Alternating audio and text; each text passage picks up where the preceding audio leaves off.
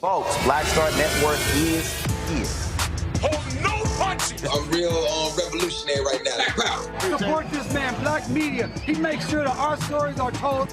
Thank you for being the voice of Black America, Roland. Stay black. I love y'all. All momentum we have now, we have to keep this going. The video looks phenomenal. See, this difference between Black Star Network and Black-owned media and something like CNN. You can't be Black-owned media and be scared. It's time to be smart. Bring your eyeballs home. You dig?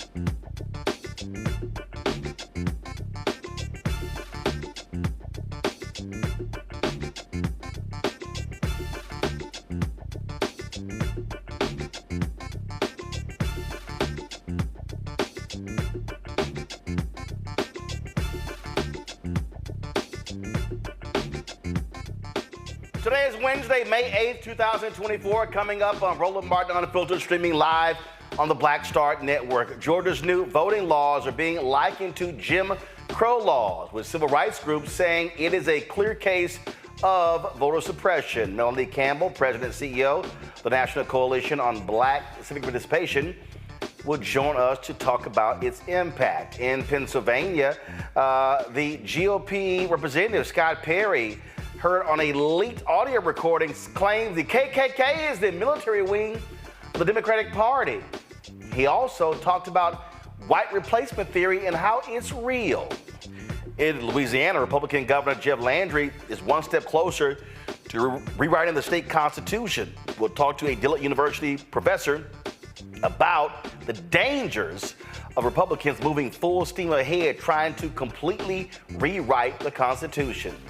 A Texas DA defends its decision to continue terrorizing Crystal Mason after an appeals court acquitted her in the voting case. We're going to play for you what he had to say, and he had lots of detractors at the Tarrant County Commissioner's Court. Plus, a federal court issued a ruling on the controversial classroom censorship provision of the Arkansas's Learn Act. We'll talk with the director of the Educational Opportunities Project from the Lawyers Committee about that. Also, Monday, when Vice President Kamala Harris, when she spoke in Detroit, she talked about forgiving medical debt and student loan debt. It's amazing how many people continue to say that, oh, they're not doing anything for black people. We're talking billions of dollars. I'm going to unpack that further as well. It's time to bring the funk. I'm Roland Martin Unfiltered on the Black Star Network. Let's go. I need somebody to come in here. I need this. Whatever it is, he's got the scoop, the fact, the find. And when it breaks, he's right on time, and it's rolling.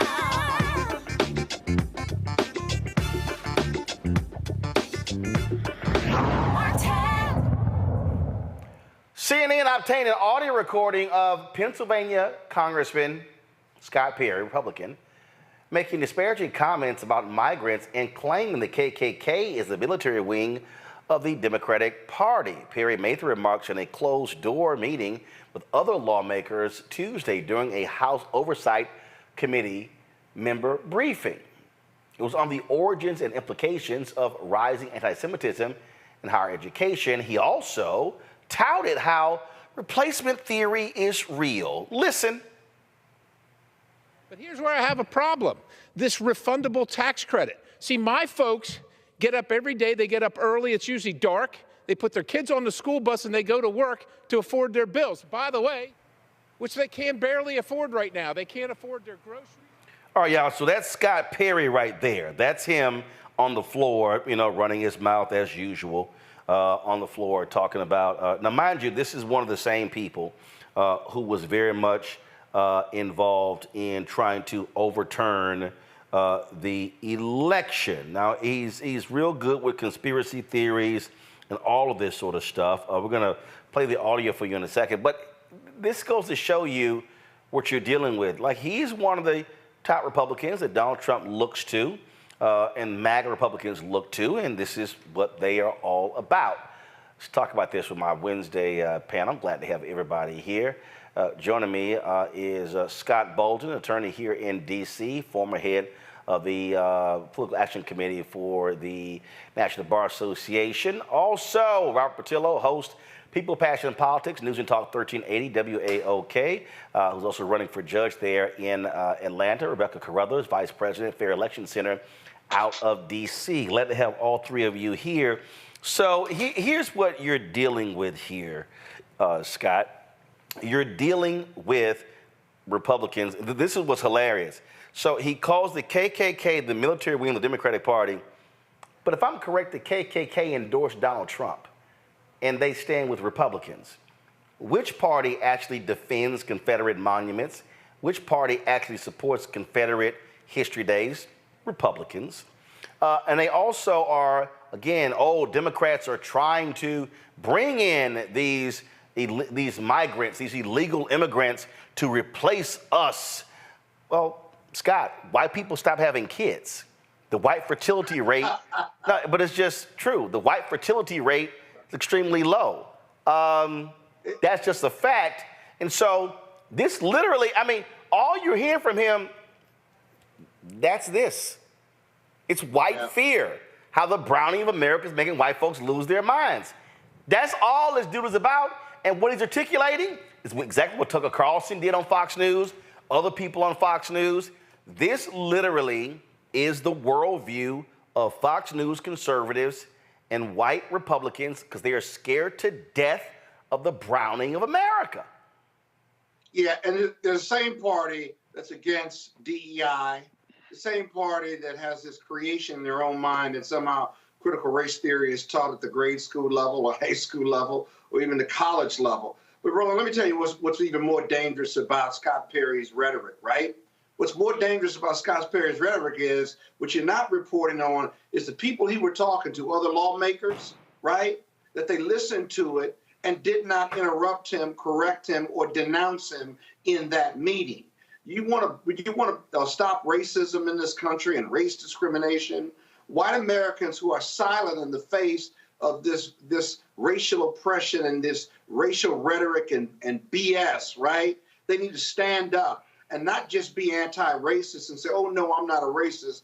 They need to be anti-racism. So when their colleagues speak like this, that they correct them, they denounce them, and they find it unacceptable. Because until white America stands up and does that, then this poison running through 30-40% or more of the Republican Party, of MAGA, and those who certainly don't want to see 2043 or see something wrong in our democracy, when and if we become a country of color, we will never stop this generational racism.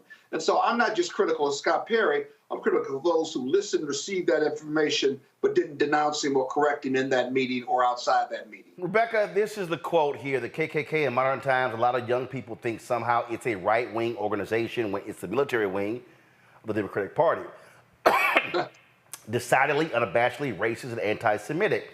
Then he said replacement theory is real. They added white to it to stop everybody from talking about it.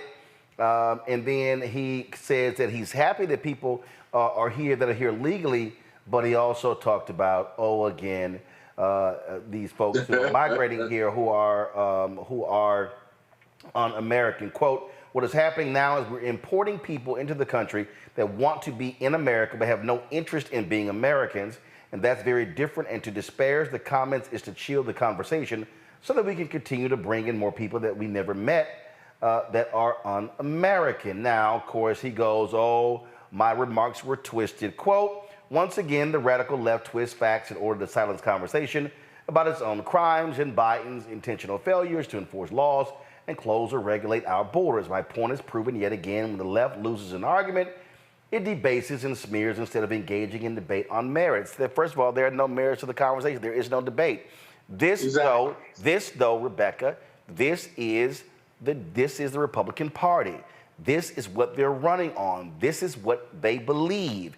When they say it, believe them, because this is what they are putting in place in terms of policy. When you got Republicans in Texas and Florida who literally are passing laws saying cities cannot order water breaks from people who work outdoors, they don't mind migrants falling dead in the fields or outside working, because they're like, we're gonna outlaw water breaks and heat and heat breaks. These people, they have no decency. And so what you're seeing is a Republican Party today appeals to white racists. They do. It's just a reality. Roland, so he's right if he was talking about historically, KKK has been tied to the Democratic Party. But for him to say the modern Democratic Party and talking about the KKK now, we know KKK members not only vote Republican, but they endorse Republicans. If he actually was taught critical race theory, he would understand these things. If he was actually taught real history, including the history that him and his ilk are trying to ban, he would understand the difference. Now, is he right that we should do something in immigration? Absolutely. But where he starts to veer off again is saying that the people who are coming into this country, they want to live in America, but they are un-American or they don't want to be American. And much like Kendrick Lamar over the last week got us into a debate of what it means to be a Black American as an ethnic group, I think we should have a conversation around this. What does it mean to be an American in America? Because there is a wide variety of what it means to be American, but maybe it's time for us to distill it and to actually contemplate and to talk about it. I think his colleagues should have pushed back and asked him, so what does it mean to be American? How are these people un-American? After all, aren't they coming to this country to live out the immigrant story and to seize the American dream? And so it sounds like Scott Perry, just like maybe his play cousin Rick Perry, just is spouting a bunch of nonsense. Robert, go to my iPad, Henry. This is David Duke in July 2020 endorsing Donald Trump and then also endorsing Tucker Carlson for VP. This is former KKK leader David Duke. Now, in 2016, we also saw a KKK newspaper. Who did they endorse? Oh, they endorsed Donald Trump. And so of course, that was in November 2016. Go to my iPad here, right? KKK newspaper declares support for Trump. And so it's called The Crusader, one of the white supremacist group's most prominent publications, published a lengthy endorsement and defense of Trump's message on the front page of its current issue under the headline, Make America Great Again. That's just a reality. When you saw those white boys with their tiki torches in Charlottesville, guess who they were standing with? Donald Trump.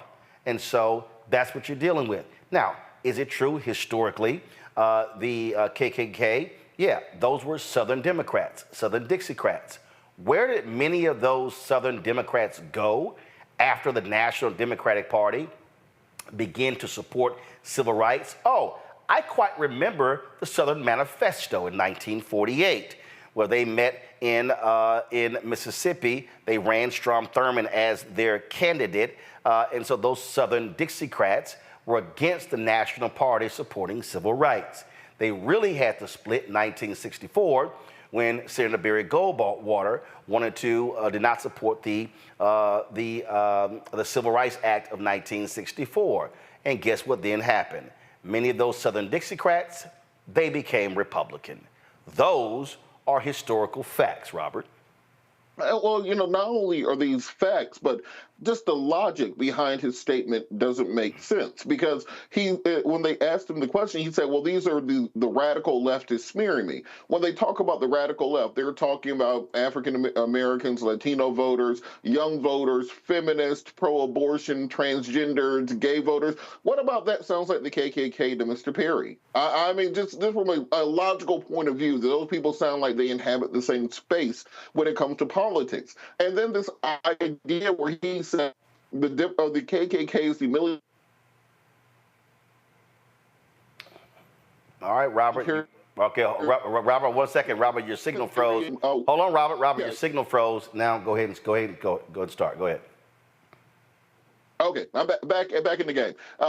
He talks about replacement theory. That was posited and made popular by David Duke in the United States of America. That's how it got popularized, by the KKK in the late 1980s. The conceptualization around replacement theory is that the white race is somehow separate and sacred. They came to America in order to ensure the progeny of Western European whites because they could not get around the Ottoman Empire to go eastward, and so you had to colonize going westward in order to have access to the Silk Road into the markets of Southeast Asia, and then thereafter, this became the cradle of whiteness in America. This is why during all their conventions, they talk about Western civilization. They're not talking about West Africa. They're not talking about the Iroquois or the Cherokees. They're talking about Western European civilization. And we're seeing this exact same issue rising in European politics. If you look at Giorgia Meloni in Italy, if you look at Viktor Orban in Hungary, who just met with President Trump, if you look at Lukashenko, if you look at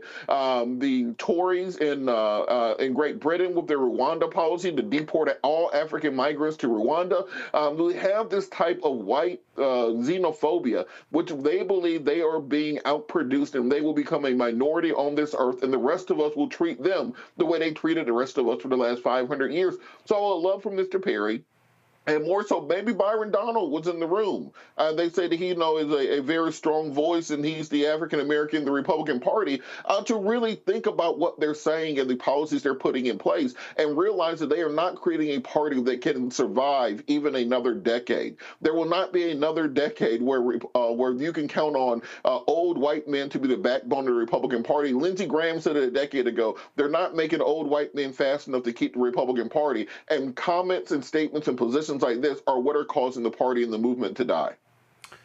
They are exactly who they are. All right, folks, hold tight 1 second. We come back. We're going to chat about the voter suppression law that has now been passed in Georgia. What will be the impact on the election in November? Also, the South Carolina Supreme Court rules, you have the right to ask cops some questions. They blast a cop in South Carolina for viciously beating and tasing a man who dared to question them on his own property.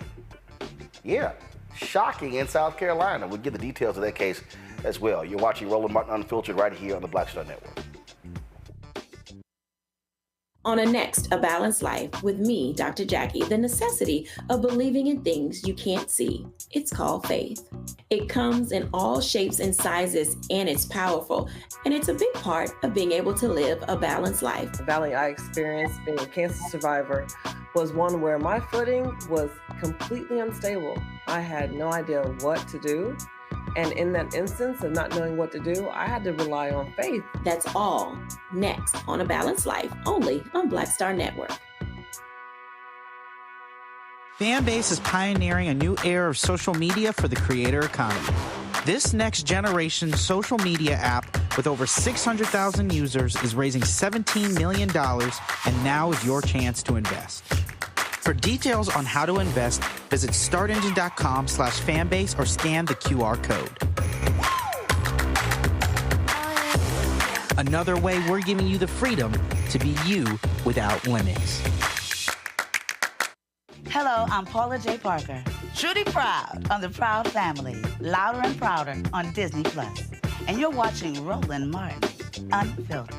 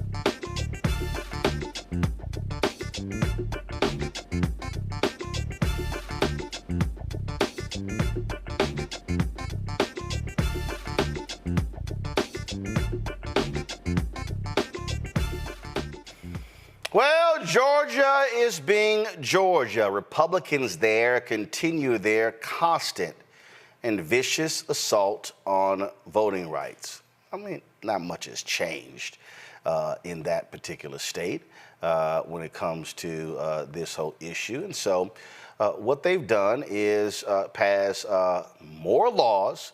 Now, keep in mind, you've seen a massive voter increase, especially among black folks. But now they're like, no, this is too much. So some Georgia civil rights groups say the new election laws are, you know what, going back to Jim Crow, and they are more about voter suppression. Governor Brian Kemp signed Senate Bill 202, which makes sweeping changes to early and mail-in voting, absentee ballots, food and water for folks who are voting in line, and the state election board's ability to take over any underperforming election office. The bill also removes the Secretary of State from the election board. Joining me now is Melanie Campbell, President and CEO of the National Coalition on Black Civic Participation. Melanie, you are what? Y'all in Maryland and canvassing? Yeah, we out here in Prince George's County. Early vote ends tomorrow. And so we out here in Prince George's, headed to Baltimore tomorrow for 3 days. Go vote. It makes a difference. Go vote. We out here rolling. So let's talk about this bill that was passed in Georgia. Now, this is what Kim said, quote, Georgia will take another step toward ensuring our elections are secure, accessible, and fair. They're already secure, accessible, and fair. But the bottom line is they actually want to make it harder. This is what the story says here. The new law imposes new voter identification requirements for absentee ballots, empowers state officials to take over local election boards, limits the use of ballot drop boxes, and makes it a crime to approach voters in line to give them food and water. So, wow, that's actually making it better? Well, you know, folks are trying to make sure that they can help one candidate. That's at the end of the day. I'm not being partisan, just factual. They're trying to make it easier, hoping that Donald Trump, because he's fumbling all over himself in court and everything else, so they're going to find ways, and they're looking, every time, Roland, we move forward, it goes back to what happened after President Obama was elected. In these red states, in many of them, they just try to change the laws because they can't win fairly. And that's what's happening in Georgia. And so I'm sure a lot of our civil rights lawyer colleagues, Roland, are going to file lawsuits. You're going to make it so that you can make changes 45 days before the election, when it really was, I think it's supposed to be 90 days. So that way you create a lot of confusion, intimidation. Nothing's new under the sun. But we out here at the power of the ballot, and I know folks down there in Georgia, and Deborah and Tasha and Helen and a whole lot of other folks that's out there doing going to fight the fight. But it does make it difficult. This was a two-page bill that all of a sudden blew up into this larger bill. Right. And then this story here that says that, first of all, any Georgian can lodge an unlimited number of challenges to voter registration and eligibility, okay? Now, we saw what happened the last election when Black Voters Matter had to go to court over the similar thing. Also, you've already seen a lawsuit that has been filed against this law from the New Georgia Project, Black Voters Matter Fund, and Rise Inc. And so again, Republicans keep trying to say, oh, this is about making it fair. No, this is about trying to have as many restraints as possible that target African Americans, people of color, because they're still pissed off what happened in 2020 when Biden and Harris won the state and Raphael Warnock and John Ossoff were Democrats elected to the United States Senate.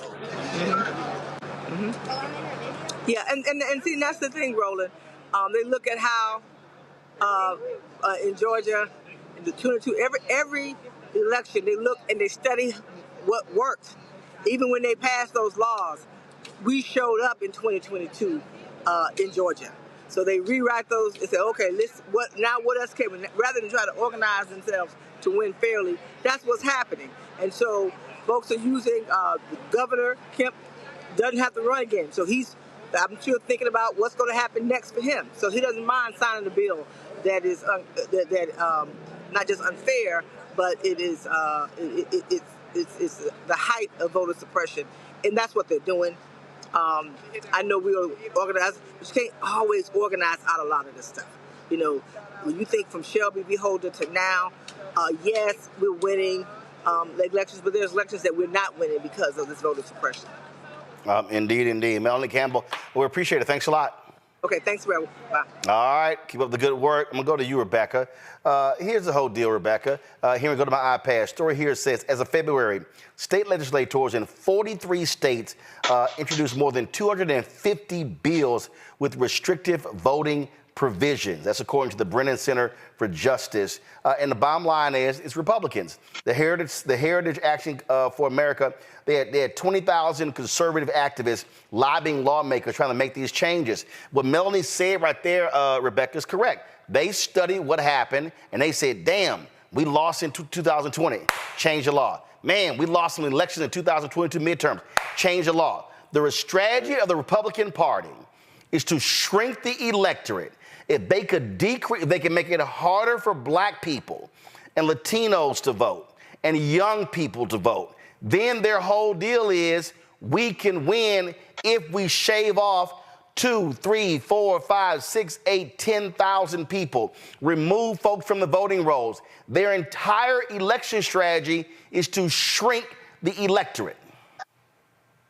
Absolutely. We're seeing one particular party in this country try to surgically remove people across the country from the voting rolls. The other thing is, this particular Georgia law, there's some stuff that's on its face that simply runs afoul of federal law. One example, it requires a residential address in registering the vote. Right now, you could fill out a federal voter registration form, and if you are unhoused, i.e. homeless, you can either use the address of the homeless shelter that you may reside, or you could use the intersection of the street in which you live if you indeed actively live on the streets. That's what the federal requirements, it allows for even people who are unhoused to be able to exercise the right to vote. So even on its face, I can see a lot of challenges where there's violations of federal law. Unfortunately, I think the Republican Party has a strategy and a calculus where they think this Supreme Court, where ultimately many of these voting rights cases are going to go up to the Supreme Court,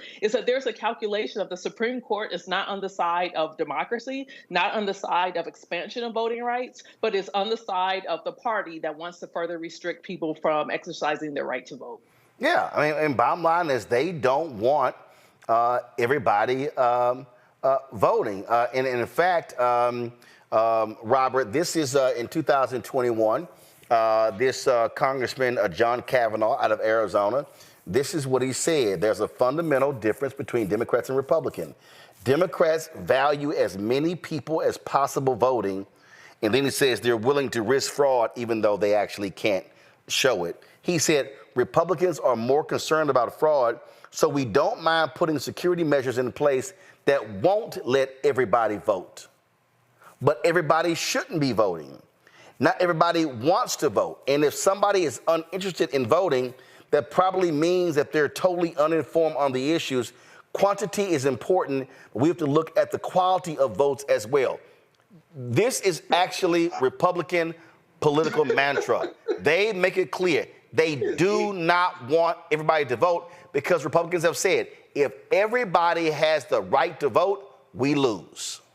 Well, this rolls directly into the first topic we were discussing with regard to the replacement theory and this fear that they have that they will be replaced and they will no longer be a political majority. What you have to do is change the mechanisms while you still have an opportunity to protect your rights and give yourself an outsized voice, even when you're no longer the political or the ethnic majority. We've seen this happen globally. If you look at South Africa at the end of apartheid, the first thing they did was entrench laws within the judiciary and the federal bureaucracy there so they could maintain control of the economy, control of the court systems, and in large part, control of the mechanisms of government, despite not having a political or ethnic majority to do so. We saw this in Kosovo prior to the dissolution of that nation in the late 1990s. This happens again and again globally. We see this currently taking place in Pakistan with Imran Khan and his majority party, where they're attempting to maintain power despite not having the ability to marshal a majority of the vote. This all comes down to, as Mos Def said,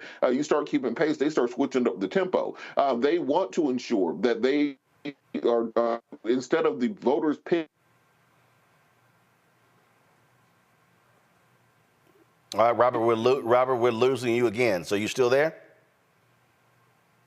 Okay. Yeah, still here. Okay, all right. So I don't know, Robert, if you're on Wi-Fi, you need to be on a hard line or Ethernet. That's why it keeps going out. But go ahead and finish your comment. Well, the point is that voters have to be very cognizant of these things taking place. Very few people pay attention to state and local elections. The federal election is all well and good. The action is taking place on the state and local level. We have primaries coming up in Maryland and in Georgia and all across the country. We have state and local races that are going to be affecting people. I encourage folks to get involved right now on these races. Don't wait till November. November is too late. You got to deal with these issues currently, because that is where these decisions will be made. Scott, here's the reality. Republicans are locking their lips right now. They flat out are saying, hey, if we, matter of fact, I'm going to go ahead and just use this language. Back in the early 1900s, when they passed a law in Virginia that kept folks who were incarcerated from voting, the quote from the lawmaker was, we don't want the darkies to vote. That was the quote. The reality is, in 2024, Republican Party, they don't want the darkies to vote. They don't. And matter of fact, they love it when black voter participation goes down. They love to hear black people say, oh, man, I'm not voting. They love it because what it says is everything that we've been doing is frustrating them to no end. And you know what? We're good. And check this out. There's a guy named Paul Weyrich. Paul Weyrich is literally the number one person in the Republican Party when it comes to voter suppression. Heritage Center, still very much involved in politics. This is what Paul Weyrich, and again, this is their go-to person to change voting laws. This is what he said in 1980. Listen to this, speaking to, go ahead and go to my iPad, you'll see it right here. This is Paul Weyrich, the founding father of the conservative movement, addressing the religious right in the fall of 1980. Now, many of our Christians have what I call the goo-goo syndrome. Good government. They want everybody to vote. I don't want everybody to vote. Elections are not won by a majority of people. They never have been from the beginning of our country, and they are not now. As a matter of fact, our leverage in the elections, quite candidly, goes up as the voting populace goes down.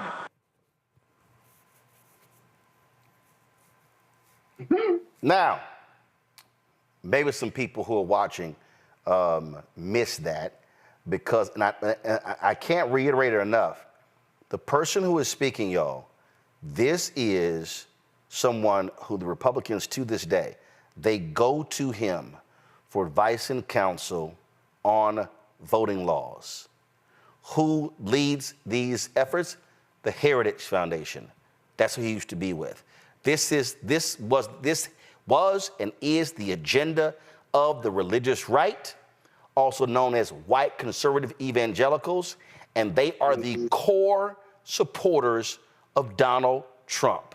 Listen to what he says, because black people, Latinos, women, young people, Asians, Native Americans, he's talking to you.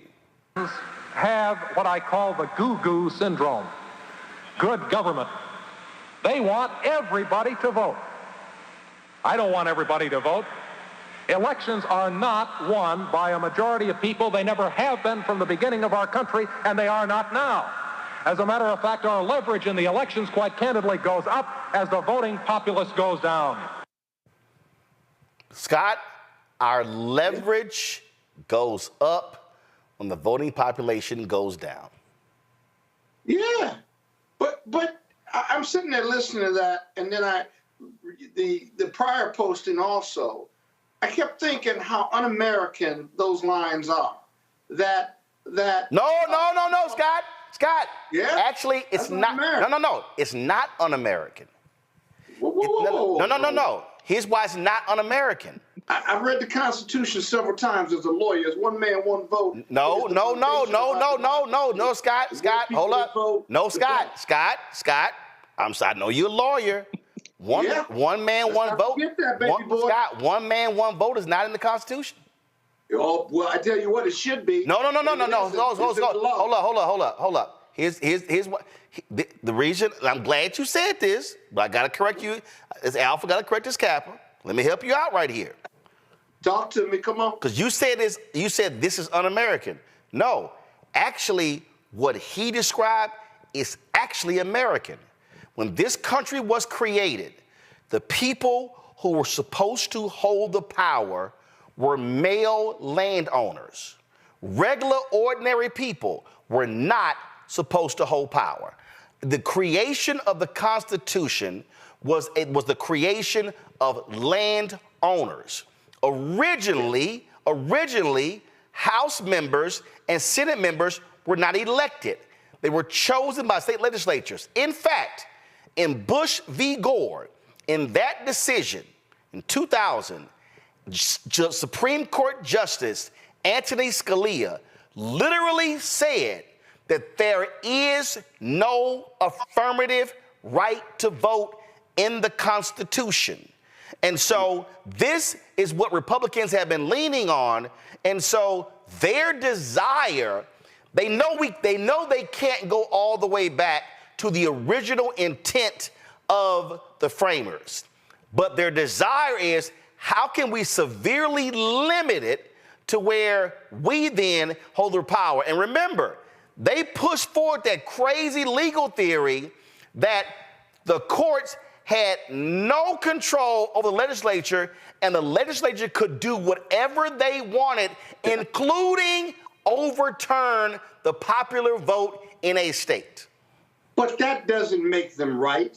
I agree. What makes you wrong, let me just tell you, that the Constitution, see, they're originalists. The Constitution is a living document, right? It is the base of our democracy, but there are three branches of government, including the legislature and the judiciary, that have long since interpreted and added to state constitutions, whose states really do control who votes and how many people can vote, as well as the judiciary that has interpreted the Constitution over 200 plus years. And so if it is a living document, then you've got to continue to interpret it. And I can tell you that more people voting, one man, one vote, may not be in the Constitution, but it certainly is in the case law, it's certainly in state constitutions, and it is fundamentally anti-American if you're going to have a democracy and say you want less people to vote. Now, the reason you want less people to vote if you're a Republican is because your ideas and your policies are unpopular. You cannot win with all of America voting. And so you've got to attack the validity of those who would vote. You've got to try to limit them legally, because otherwise you can't win. Think about it. if the Republican Party's policies and they had support from the majority of Americans, you wouldn't need to suppress a vote. You'd want more people to vote. The Democrats want more people to vote because their policies and what they stand for certainly outnumber those of the conservative movement. So the conservative movement finds themselves in this vortex whereby they believe what they want to believe. They tell themselves these stories, but there are not enough people who believe in that bullshit. There just isn't. And so when I say it's un-American, it is un-American. The fact that you want less people to vote and you want less people to decide who the leaders are in this country, and that somehow the minority view should run the majority of this country because black people and brown people and others, they don't see us as human beings. They may say, yes, I don't see color, I see another human being, but that's not true. If you want to make America great again, you say where we've been, at one point we were 3/5 of a human being. The Republicans certainly would like to see that. And whether it's police brutality or how Republicans' policies offend black and brown people and poor people, you can see that in the end, at the core, they don't see us as human beings, because if they did, they would fundamentally treat us better. They would treat us like they're equal, right? They would, but they don't. And so the fact of the matter is, one man, one vote is the law of the land. And that's why they are voting. So there's so much voter suppression coming from the Republican Party. You know, they coming from the Democrats, Roland. They're coming from Republicans because they can't win otherwise. But Rebecca, the reason. Oh, just tell me I'm right about something. No, you're wrong. I'm telling you. Right about that. That was a cogent response. Scott. Again, this is part of the problem. Part of the problem is that, and I'm trying to walk you through it. This is why we're having the voting battles right now, because the U.S. Constitution does not explicitly state that every person has a right to vote. You've had it placed in some state constitutions. Alicia Reese, who was a former state legislator, who's now a Hamilton County legislator, was trying to get a Bill of Rights in Ohio, Rebecca, that would specifically assert that every Ohioan has an absolute right to vote. If that was placed on the ballot and in the Constitution, that provision alone, Rebecca, would invalidate a lot of these voter suppression efforts. And so, hold on, Scott. Roland, before you go to her. Scott, hold on. Scott, hold on. So, Scott, hold on. So, when you study the Republican playbook, Rebecca, what they are doing is they start with the premise that because there is no affirmative right to vote in the U.S. Constitution, and because, where Scott is correct, the vote falls to the states, their whole deal is we now get to decide whatever we want when it comes to voting, which is why they oppose the John Lewis voting rights bill and the federal bills, because they say that is federal overreach. People watching need to understand the basis of their argument and what they're doing and why they're doing it, and it's based upon there is no affirmative right to vote in the Constitution. Rebecca. So the concept of voting is in the Constitution. However, the who, what, when, where, why, and how is not laid out in the Constitution. And I think from the Republican viewpoint, their viewpoint is, hey, we're not taking away the idea of voting. We're just restricting and determining who gets to vote, when do they get to vote, how do they get to vote, and then the different layers, right? And then we've also seen that the federal government has stepped in and said, hey, we regulate federal elections. So what you all do with state and local elections, that's up to the state. But when it comes to federal elections, when it comes to determining who is eligible to vote in federal elections, that is the federal government, full stop. So now we're here. So if we actually want to enshrine the right to vote, the affirmative right to vote, then yes, it needs to be added to the Constitution.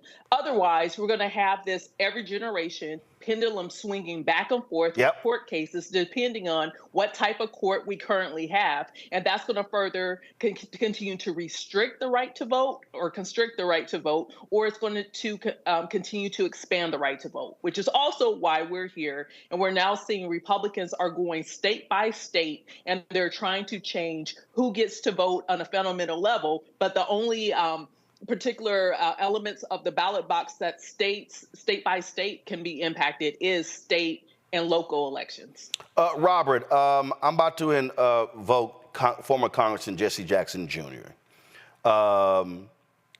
He had a book called More Perfect Union.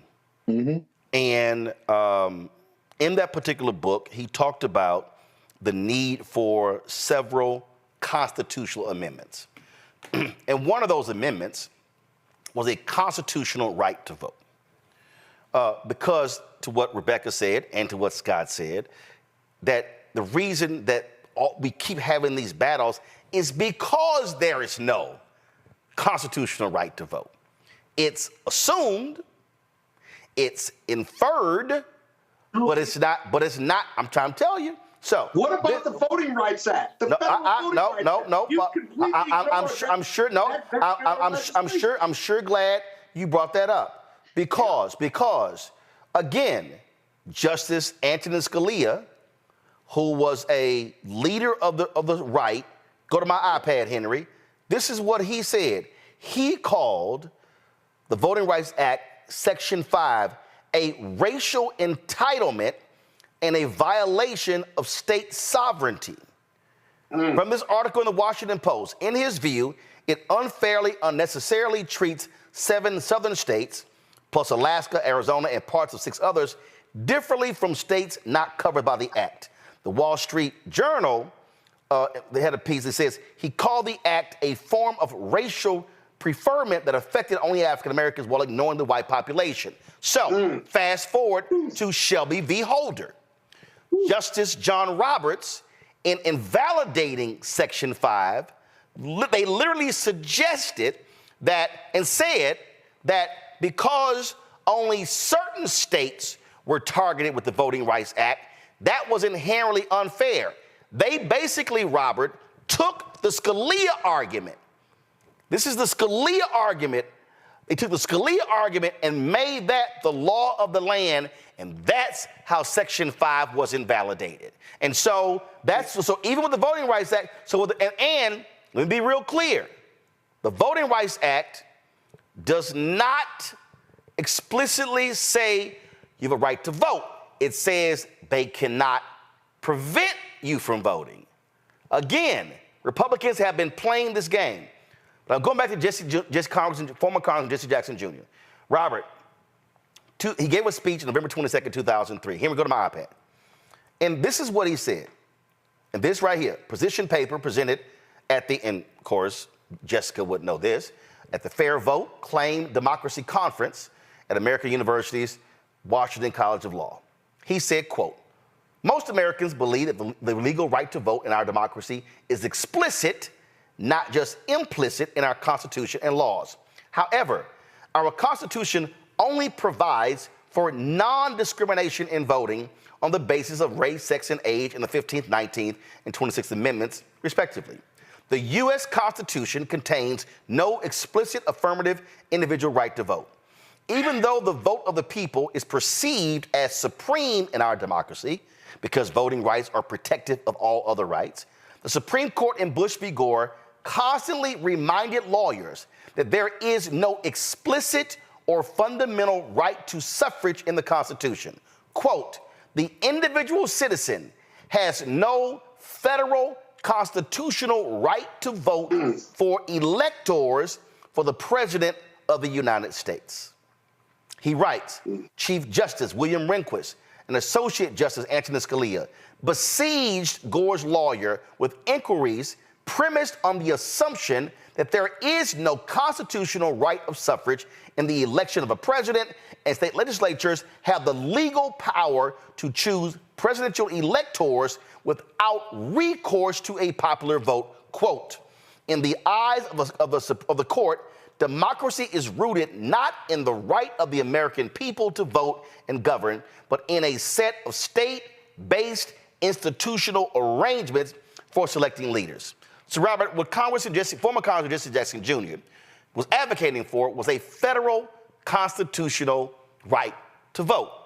In the absence of that, the work of Alicia Reese and others was saying, hey, let's put this on the ballot in the states. Because if you now put that in the state constitutions, then every time they try to outlaw ballot boxes and change voting locations, they can't do it. Because the law says you have an affirmative right to vote. That's why Republicans are fighting the affirmative right to vote, because they know as long as there is no federal law nor state law, they can massage and manipulate the voting rules to fit their agenda. Yeah, and for people who think this is an esoteric exercise, that is the exact segment that John Eastman cited in the Trump fake electors case in order to justify the state legislature of places like Georgia and Arizona to be able to send their own electors, because since there's no federal protected right to vote and the state legislature can pick the electors, the argument is that they could override the electors who were sent to Washington, D.C. So we're going to get a decision on this before from the Justice Department during the Trump fake electors trial. And I just to the point on this right to this federally protected right to vote in the Constitution, Gil Scott Heron said it 50 years ago, the Constitution is a noble piece of paper, but free society is struggling and is dying in vain. Democracy is ragtime on the corner, hoping for some rain. We are living in a situation right now where our democracy is so tenuously affixed, where we can fall from democracy to autocracy into fascism very quickly because of these forces that are seeking to take the gains that we've made over the course of the last century away. And we have to pay attention to that. We have to be motivated by that. I've seen more social media activity about Kendrick Lamar and Drake in the last 2 weeks than anything about any election going on in this country right now. And we cannot be that generation who falls asleep at the switch, that does not pay attention, and gets drugged back into that 19th and that 18th century view of the American democratic experiment, where we're simply going to have government by Elon Musk and by Jeff Bezos and by the millionaire and billionaire class, because those are the new land-owning white men. If Thomas Jefferson and George Washington were around now, they would be tech bros and Wall Street financiers, and those would be the people running our democracy, and that's what we're seeing happening currently. So we have to take more of an active role in ensuring that we are pushing back and fighting just as hard as the folks on the other side, the same way that they spent nearly 75 years trying to overturn women's right to choose and the Voting Rights Act and all the things that we say make up the civil rights movement. We have to be fighting just as hard to oppose it. See, Scott, this is the thing that was crazy. You had Alicia Reese trying desperately to get this amendment on the ballot. For years. This was several years ago. I had her on the show. I had her on Tom Joyner Morning Show. And you know what? All of these smart-ass, largely white progressives didn't do a damn thing, didn't lift a finger, and they were so fixated on, oh, no, if we just win. Well, your ass can't win if they keep changing the laws. So what happened? Remember, then Congressman Jesse Jackson Jr., this is in 2003. What happened? Well, Trump wins Ohio by 450,000 votes over Hillary Clinton in 2016. They control the state Supreme Court. They control the governor's mansion. They control the legislature. You had a conservative chief justice in Ohio who literally chastised Republicans for political gerrymandering. You know what they said? Y'all can kiss our ass. They ignored the state Supreme Court. What you have here, and again, here we go back to my iPad. This is literally what then Congressman Jesse Jackson Jr. said. He said point blank, right here, only a voting rights amendment can fix these flaws in our Constitution.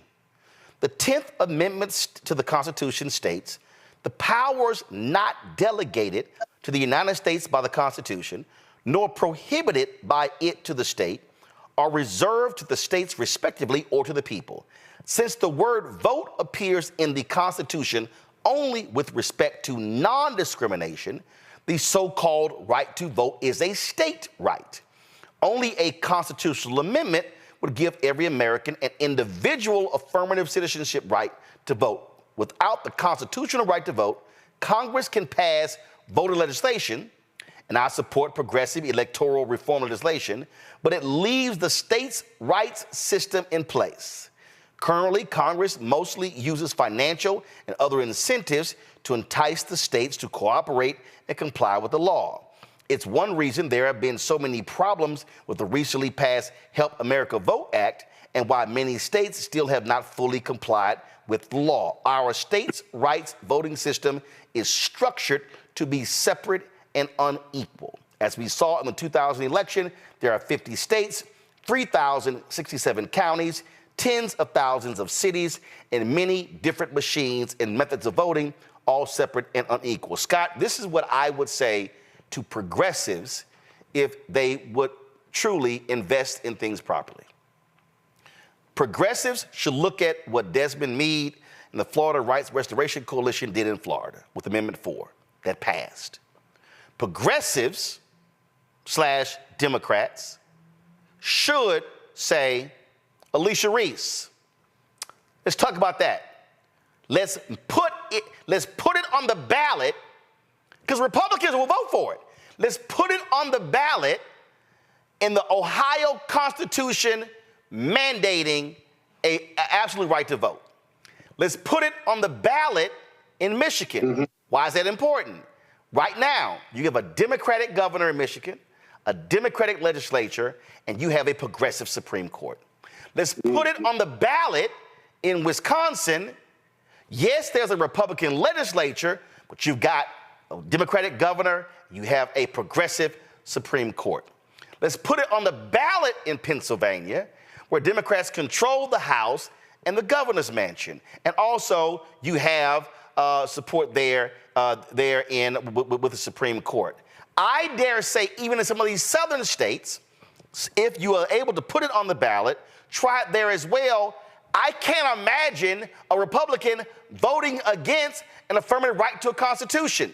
The biggest problem I had with progressives, and we saw it in Roe v. Wade, they keep going, oh, that's settled law. It's not settled law unless it is a constitutional amendment, either on the federal level or on the state. You can't go federal, target your battleground states first, because that's where the problem is every damn 4 years. Well, Roland, you're actually talking. Okay, you convinced me of the state amendment argument. I'm not conceding, but you convinced me. Yes, you are, but go ahead. No, I'm not conceding, but I will say this. You're right about that, okay? And that's kind of the longer-term piece, if you will. The shorter-term piece, and why progressives aren't enamored with the heavy lifting the state amendment approach would take, is because these voter suppression laws in southern states and many other states are still being struck down at the state level and the federal level, including gerrymandering issues and other restrictive voter suppression laws are still being struck down at a much higher rate, at least in the last 5 years. Because you've reported on it and stuff. That seems to be piecemeal, but I don't see why we can't do both. You can go for the state amendment in as many states as you can, but continue to litigate these issues because the courts, conservative or liberal, seem to be open and have been fearless about striking down these voter suppression laws. Well, not in all cases, but in a lot of cases. But Rebecca, it all depends. Yeah, no, you can walk and chew gum at the same time. But Rebecca, here's the point that Scott, the lawyer he is missing. If you have the constitutional amendment, you're not going to have the law. You're not going to have the lawsuits. Because that's the no, Scott. Yeah. Scott, listen. The reason there are the lawsuits is because there are holes in the law. And so when you have an affirmative constitutional right to vote, Rebecca, now they're like, damn, it's hard now to start screwing with the right to vote because it's now a constitutional amendment. As long as it's a rule, as long as a legislature could change it today and change it tomorrow, it ain't that easy to change a constitutional amendment. And that's my point. Rebecca, go ahead. But look how hard it is to change the Constitution or to amend it. That's a huge lift. No, Scott. What you're articulating is exactly the biggest problem that progressives have done. Republicans saw what happened with Ward Conley in California with affirmative action. They funded it, they put it on the ballot, it became law. The Florida Rights Restoration Coalition was really the first time progressives actually got behind a constitutional amendment for the state. Again, this is what drives me crazy, Rebecca, with a lot of progressives. What they do is they go, well, let's just keep electing progressives, but they keep ignoring the law. So they've lost Supreme Court races. It's the Supreme Court will make decisions based upon that constitutional amendment. Right now, everything is wide open for interpretation because it's a hodgepodge of laws. If you have an affirmative right to vote, it's hard to get around that, Rebecca. So I really appreciate us having a foundational conversation because I think it's really good for the audience to spend some time to really talk about some of the undercurrents so they understand what's happening in the news and why it's happening and why it's playing out the way it is. So I think it's important.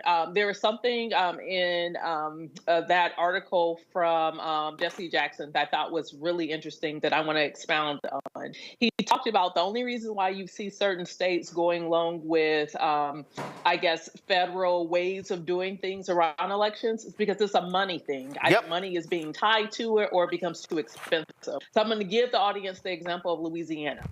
So we all know, or maybe folks don't know, the Constitution spells out every 4 years what the actual day is that we're supposed to have the general for the President of the United States. The Constitution is very specific. It says the first Tuesday after the first Monday in the month of November every 4 years is when we elect the President of the United States of America, right? Very specific. That's why it's, election day is usually on Tuesdays. However, in Louisiana, they observe the federal election the first Tuesday after the first Monday in the month of November every 4 years. However, their state elections, if there's state elections on the ballot, is usually a few weeks after that first Tuesday after the first Monday in the month of November every 4 years. And so what ends up happening is you'll have a surge of Black voters who will show up for the federal ballot, but then they don't show up then for the subsequent state ballot. And Louisiana is also another state where they have runoffs.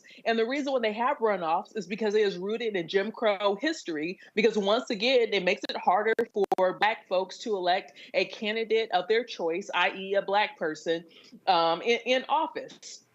And so Jesse Jackson is right. Just because states have done it this way doesn't mean that there is a legal reason that they have to do it this way. And so that's a further argument with why there has to be a constitutional amendment to affirmatively say that there is a right to vote in this country. And if it does not happen on the federal level, at least state by state, we do need to have those changes made. To Scott's point, when he said, well, it's hard to get a constitutional amendment. Yeah, that's the point. That also means that there's protection in that, and it's hard to then overturn when that state is now doing stuff to make sure that people are able to expand the right to vote and people, in fact, actually have the right to vote when they're trying to exercise it. Robert, your final comment, because the discussion that we're having right now is going to dovetail perfectly with our next segment, which is why Republicans are desperately trying to change the Louisiana Constitution. Robert, go. Well, look, for the last 2 decades, one political party has been in the federal judiciary. We've seen attacks on voting rights. We've seen attacks on every single thing that we call the civil rights movement. This is why constitutional amendments on the state level are so crucial, because those are actually durable. They don't depend on the court. They don't depend on the machinations of the political apparatus. They stand the test of time, and we just need to put the money behind them to go state by state to push these things through. All right, folks, hold tight 1 second. When we come back, we're going to talk about what Republicans are trying to do in Louisiana. This discussion we just had is a perfect example of, one, what happens when we don't vote, and then they cement power, and then when they cement power, they wield power.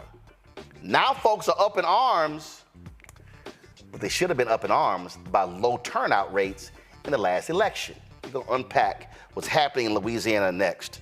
Folks, don't forget, support us in what we do. The conversation that we just had and we're about to have, they're not having on MSNBC or Fox News or CNN or ABC or NBC or CBS.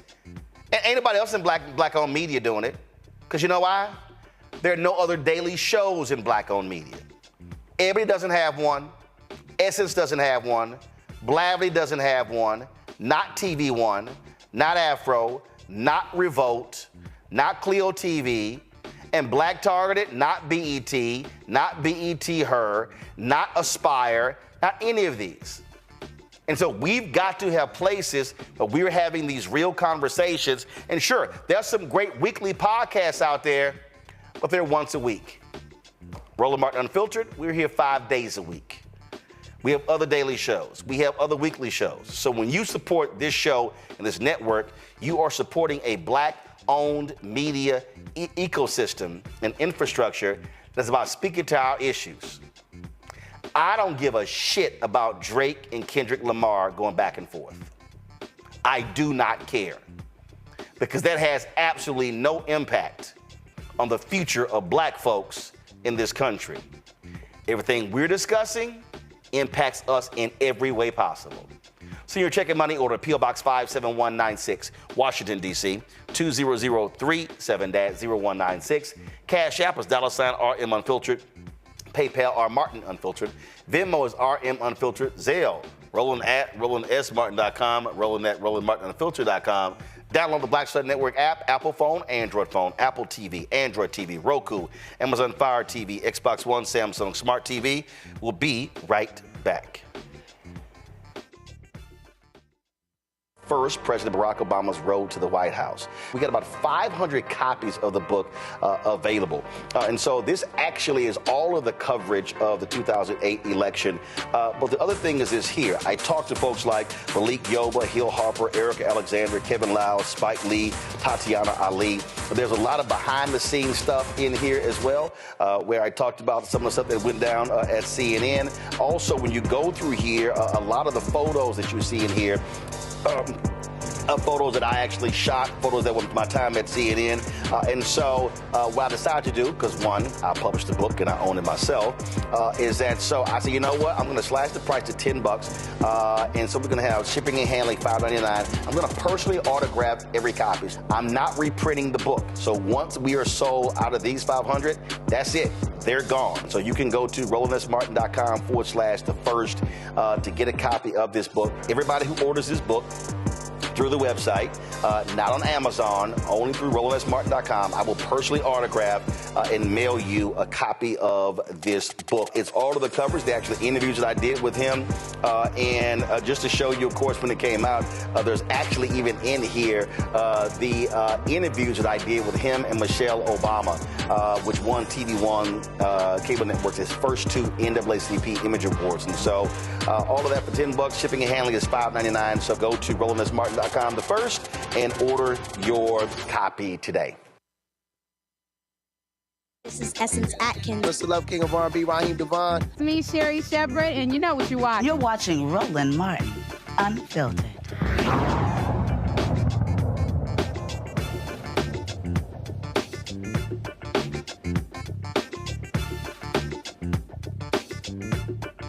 The hot shot. All right. All right.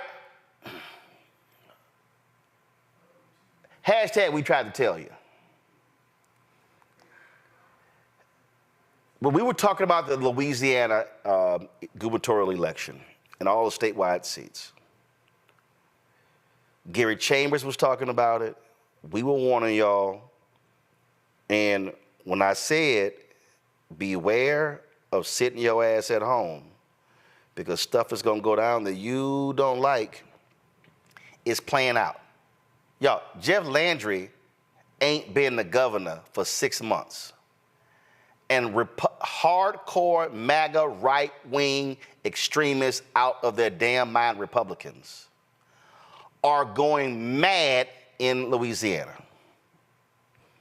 They just rejected a rape and incest exception for abortion in the state. Jeff Landry has been threatening to withhold critical infrastructure funds from the city of North Carolina unless the DA prosecutes women who have abortions. Now, Republicans, now it's the Holy Grail. They are moving expeditiously to rewrite the state constitution. The state house just voted to advance the bill, calling for a constitutional convention. The bill is now headed to the Senate for debate. If passed, the constitutional convention will take place in August. Trust me, folks, they don't need any Democrats' opinion or advice on nothing.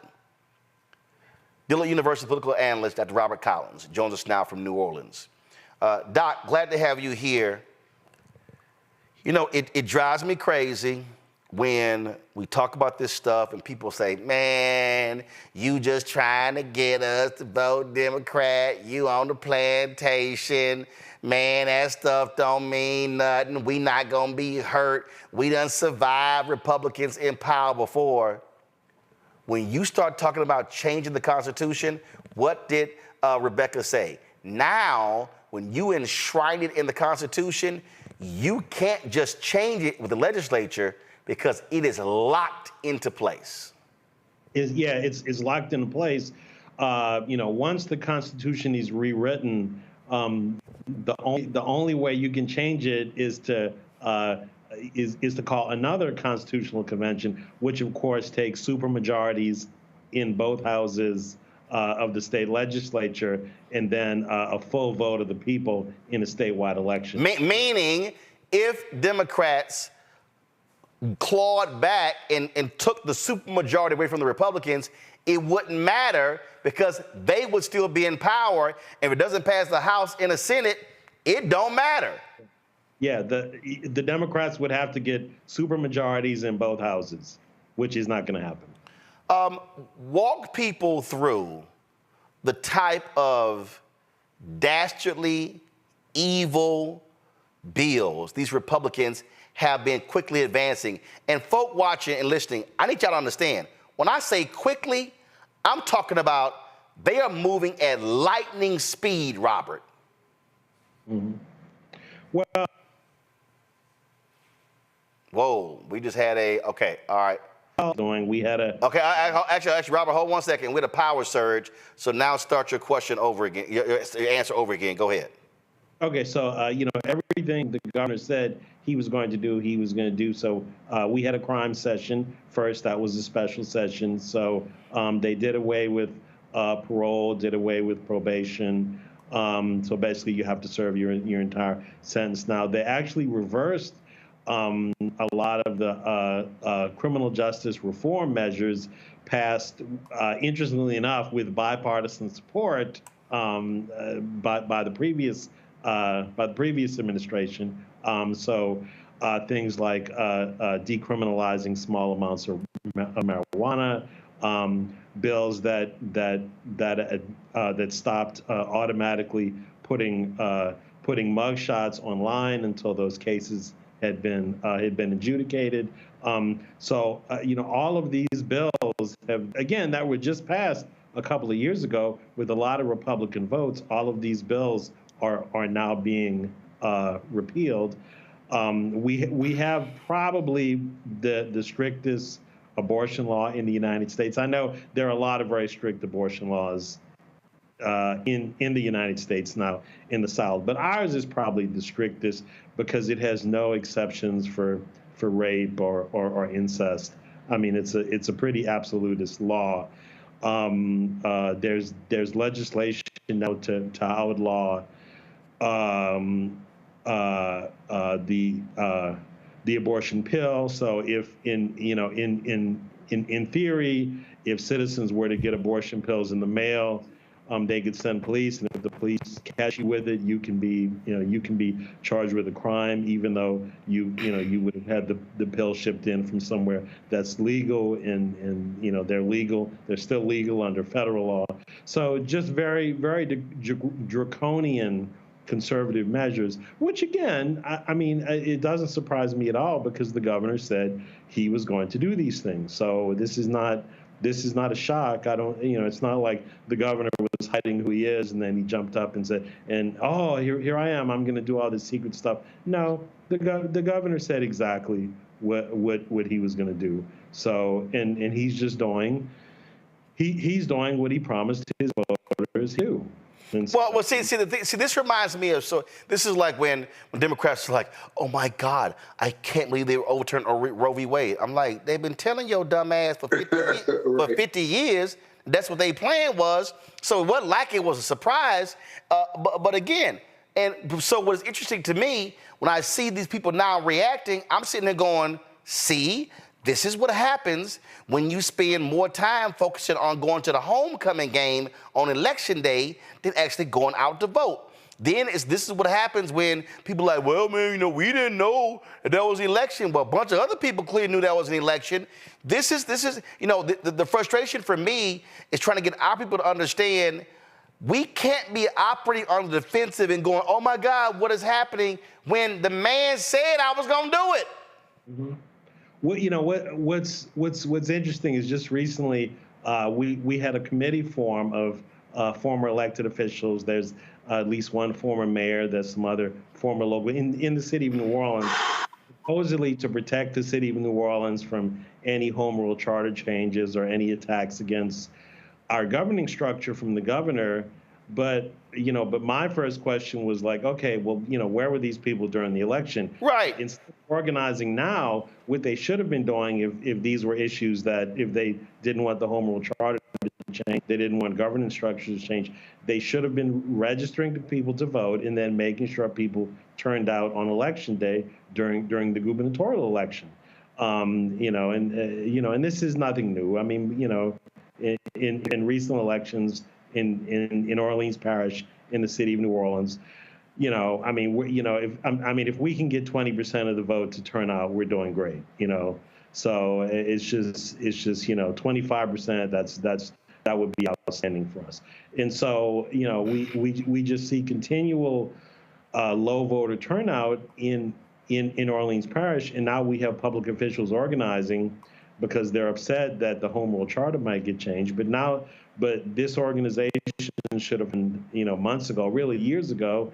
And the primary organizing that you should have done is getting people registered to vote and then making sure people turn out on election day so that their voices can be heard. Well, and this is why, for me, the reason why this is just sort of like just grates at me is because I hate playing on defense. I hate being emotional when, if you go on offense, you can stop it from happening before it goes in. Look, you may not prevent the Republicans from controlling both chambers, but you damn sure could have stopped it from having a supermajority, which now means they got to at least talk to the other side to get something passed. Now, they ain't got to talk to anybody. They can do whatever the hell they want to and tell Democrats, y'all sit over there and talk all y'all want to, we gonna run this show, and y'all just sit there and be quiet. Yeah, it's true. It's true. The Republicans do not need a single Democratic vote to pass any of those bills. They don't need a single one. All they have to do is just hold their caucus. Yeah, hold their caucus together. I was just saying my title was I had a different title just now. So what about what about the this Constitutional Convention? I'm gonna go to questions from my panel in a second. What about simple majority, supermajority, or is it 2/3? So can Democrats stop anything, or can Republicans just run roughshod do whatever they want. So what are the rules of this constitutional convention? Yeah. So because okay, so it takes 2/3 votes in both houses to call a constitutional convention, which is and so they've already passed it in the House. They're debating it in the Senate now. There were some amendments made to the governor's version. It's going to pass the Senate. We don't know exactly what form it's going to pass. I'm sure the Senate's going to introduce their own amendments. It's going to be changed. It's eventually going to pass in some form, and then all of the state legislators are going to become delegates to this convention. The governor, under the current legislation, he will appoint 27 members, and the 27 members from outside of the legislature will become delegates, and then they will just sit as a body, and then it'll again, under the legislation could change, but under the current status of the legislation, basically the committees will meet, and the Constitution will be written or rewritten, and then it just has to be passed by majority vote. But then, of course, it has to be put on the ballot, and it has to be voted on by the citizens of Louisiana, and the citizens of Louisiana have to ratify it by an up or down vote, so by a simple majority. So right now, it'll be on the ballot during the November presidential election, and the citizens would get a vote, and it would be ratified by a yes or no, up or down vote of the citizens. So they want to have this constitutional convention in this August, and it go on the ballot this November. Correct. So if black folks rise up, and if sane white folks rise up, whatever they do can actually be stopped and not implemented, but that's going to require turnout. Correct. I think the best shot if for people to stop it, I don't really, at this point, I don't think you can stop it, the new Constitution from being rewritten. The chance to stop it will be when it actually gets put on the ballot, because then it's just a simple majority vote, it's an up or down vote. So then it's a question of whether or not people decide to turn out and vote again. And I mean, let's be clear, there are a lot of white folks too that I think that are going to turn out, that are not happy about it, not so much about the concept we don't need a new constitution, but Roland, last time we rewrote our constitution, which is 774, it was a 2-year process, and it involved sort of like a road show where legislative committees traveled all over the state and asked citizens what they wanted in the Constitution. And there were a lot of public meetings, and there was a lot of. Keep in mind, this would be a 2 to 3 week process. So there are a lot of people, including a lot of Republicans, who are saying, "Wait a minute, this is too fast. This is, we're not going to have enough time to have public input of this bill." So I think that if something's going to sink the bill, or something's going to sink the new Constitution being ratified, that's what might sink it, because a lot of people are saying it's being rushed, and there's just not enough citizen input as to what they need. Robert? So on that point, what is the plan in order to try to push these things through? Is it more public education? Is it engaging more of the state legislature? Because I believe for this works, it can be complicated around the country. Well, you mean what is the plan of the Republicans to pass the Constitution? Or? Exactly, because I've been talking to conservatives for years. They want to have a constitutional convention or convention of the state. They want to reform our Constitution, not to 1789. They want to reform our Constitution to the Articles of Confederacy and enshrine white supremacy in our Constitution, and do that on a nationwide level. What is the plan? If they're doing that there, I believe that we'll start metastasizing nationwide, and we'll start seeing this be the norm as opposed to the aberration. Yep. Sure. I think, well, their plan is, I think, and this is just my view, I think their plan is that a lot of people are not paying attention right now. We just saw a poll by one of the local state pollsters who did a poll and listed, what is your number one issue. And of course, most people said crime. Secondary, people said economy and jobs. Only 1% of the respondents to the poll said that the Constitution or the Constitutional Convention was an issue of theirs. So I think the people that are trying to write the Constitution, their assumption is that most people are not paying attention right now because they just don't care. And so I think their hope is, it's a complicated process. It's a complicated process. And so their hope is that they can go ahead and get it passed and put it on the ballot. And then they know they'll have very high Republican turnout because Trump always carries our state, and he will in the next election. And so they know they're just going to put it on the ballot, and they're just going to say, oh, by the way, while you're there voting for President Trump, please vote for this constitutional rewrite. Knowing that most people have not read it and don't know what's in it, and will just go along with what their governor tells them to do. Rebecca. Thank you for being on the show tonight. I'm concerned about the Black people in Louisiana. So right now, the Democratic Party in Louisiana is impotent and feckless. The Republican Party in Louisiana is power hungry. So do Black folks take over the Democratic Party and try to fight back, or they cut a deal with the Republicans? What's the best path forward for the Black communities in Louisiana?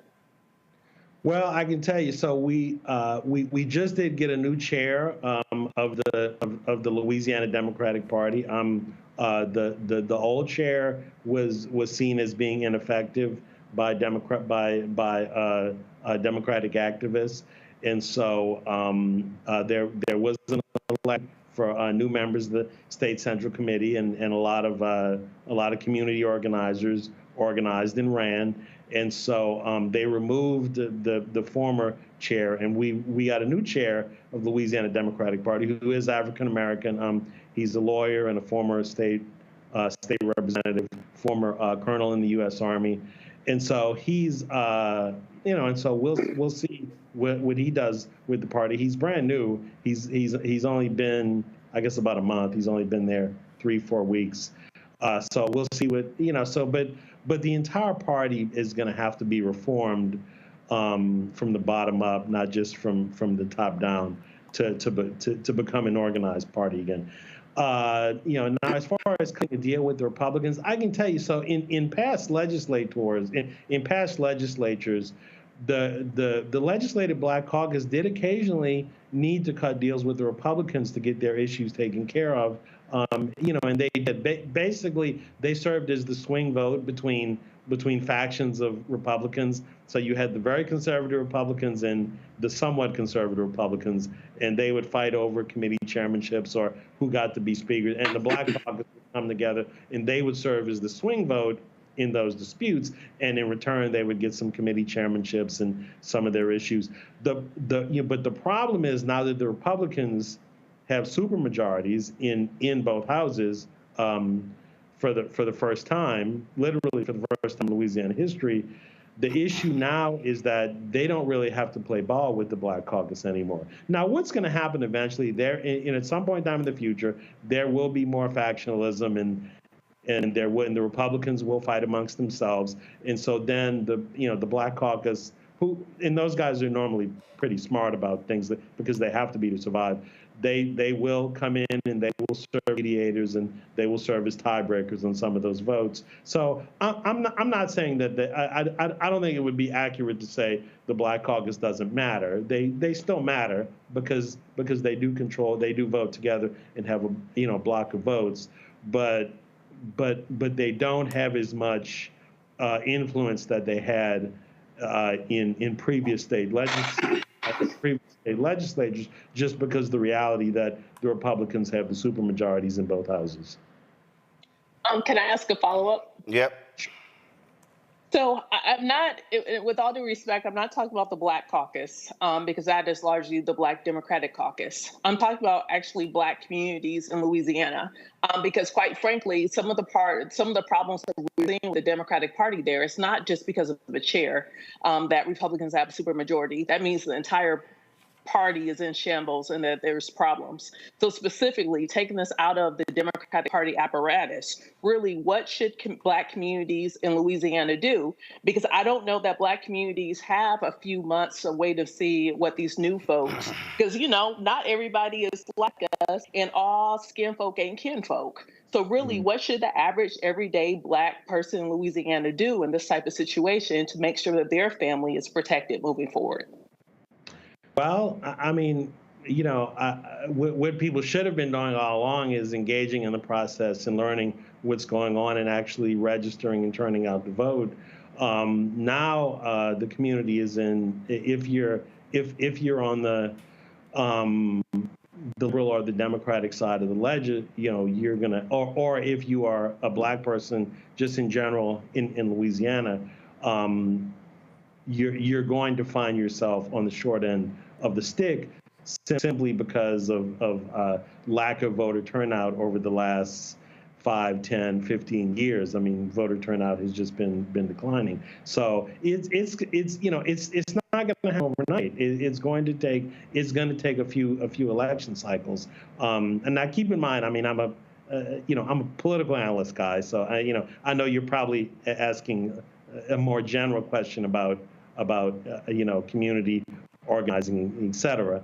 But again, I'm a pollster and analyst and a political guy, so I have to stay in my lane and talk about political issues.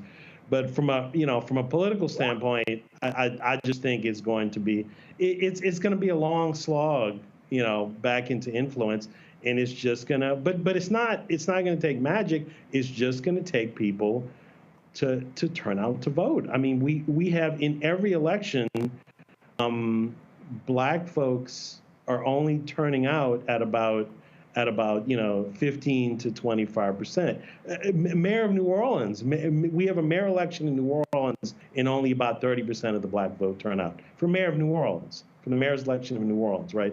Local election, who the mayor is directly affects your life, and we can only get about 30% of our voters to turn out. Well, okay. So before I go to Scott, so with that said, who the hell in Louisiana is putting in the work? I'm sorry. Look, you've got former Congressman Cedric Richmond. You've got current Congressman Troy Carter. You've got Mayor Cantrell. You've got city council members. You've got Black folks in other parts of the state. Who the hell? What is the organization that's looking to do what Stacey Abrams and her group did in Georgia to say, wait a minute, we got a bunch of Black folks in Louisiana. Somebody has to organize and mobilize them. Who's actually doing it? Take party out. Do you have 1 or 2 or 3 grassroots groups that are saying this is our number one priority? We have grassroots groups. Most of the active grassroots groups that we have are more involved in things like trying to create a second Black congressional district. But that's really a legal battle. I mean, that's been fought in the courts. I'm talking about who do you see who's really doing the work on the ground? And again, looking at what they did in Georgia to say, hey, you can't win jack 15, 18, 20%. I know Black Voters Matter is doing some stuff in Louisiana. Anybody else that's trying to create a statewide infrastructure that's not tied to party, but that's tied to a grassroots mobilization? Do you know of anybody? If it's happening, Roland, I have not seen it. Well, right there, see, again, for me, you're the preeminent Black political scientist in the damn state, and if you don't know, that's the problem. Yeah. Scott? Yeah, real quick. Are there Democrats who are going to be delegates to the convention, or just Republicans? Any of them up for re-election? Chance? Yeah. So that, of course, there will be, all of the Democrats that are in the legislature will automatically become delegates. Attention. And interestingly enough, the governor in his 27 appointees that he's making, he has included a lot of Democrats. I guess he's trying to show inclusivity. So for example, all the black mayors of all of the cities are going to be delegates. The mayor of Baton Rouge is a delegate who's a black female. The chair of the Democratic Party, even though he's not an elected official, the former elected official, but he's not elected, he is actually going to be a delegate to the convention. Yeah. So there will be a good number of black folks on the convention. Now, are they up for re-election? The problem is, so we just had our statewide elections in the state of Louisiana. We literally just had them a few months ago. So all of our state legislators are locked in for another 3.5 years. Yep. Because Roland. Elections. Yeah, Roland. The other thing is, I have not heard our guests talk about legal strategies or where the lawyers are in all of this. Have you heard of any legal strategies or talk to the lawyers for civil rights and economic justice or groups like that about how to slow this train down through the court system? Well, but before Robert asks that, what you have seen, you've seen the NAACP LDF was really taking the lead on the couple of things. One, the congressional creation of the 2nd Congressional District. That was that battle. You also, of course, have the battle going with the creation of the 2nd Supreme Court position as well. And so that's where a lot of the legal stuff. Now, in terms of the Constitutional Convention, I haven't heard any groups targeting that. But Robert, go ahead. Well, okay, so yeah, so right now, of course, most of our civil rights lawyers are tied up with the federal legislation trying to create a 2nd black congressional district, and that's a very hot issue right now. That's there was a filing this morning on that for the circuit. So that's what most of them are concerned with right now. Now, as far as trying to stop the Constitutional Convention, I think what you're going to see there, we haven't seen any lawsuits yet because they don't know exactly what the legislation is going to look like. It's in the House right now. It's going to the Senate. Now, once it passes the Senate and then it gets signed into law, that's when the civil rights lawyers will take a look at it. And if it looks like anything is in there that's going to be disenfranchising to black voters, then I'm sure they will take action then. So to answer your question, I do expect there to be some legal activity. I do expect some lawsuits to be filed. It's just that they're waiting to see what the final form of the legislation is going to look like, what the final organizing call of the Constitutional Convention is going to look like, and then they're going to go ahead and they're going to file their lawsuit. So I think lawsuits are coming.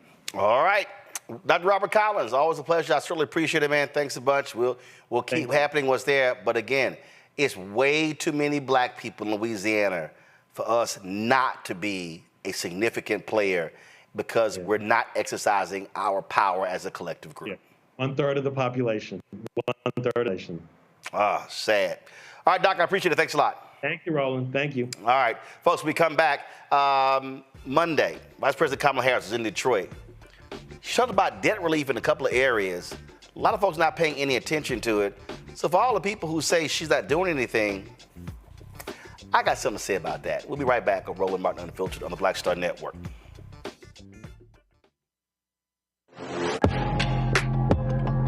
A lot of y'all have been asking me about the pocket squares that we have available on our website. You see me rocking the Shabori pocket square right here. It's all about looking different. And look, summertime is coming up. Y'all know, I keep trying to tell fellas, change your look, please. You can't wear athletic shoes every damn wear. So if you're putting on linen suits, if you're putting on some summer suits, have a whole different look. The reason I like this particular pocket square, the Shabori, is because it's sort of like a flower and looks pretty cool here versus the traditional boring silk pocket squares.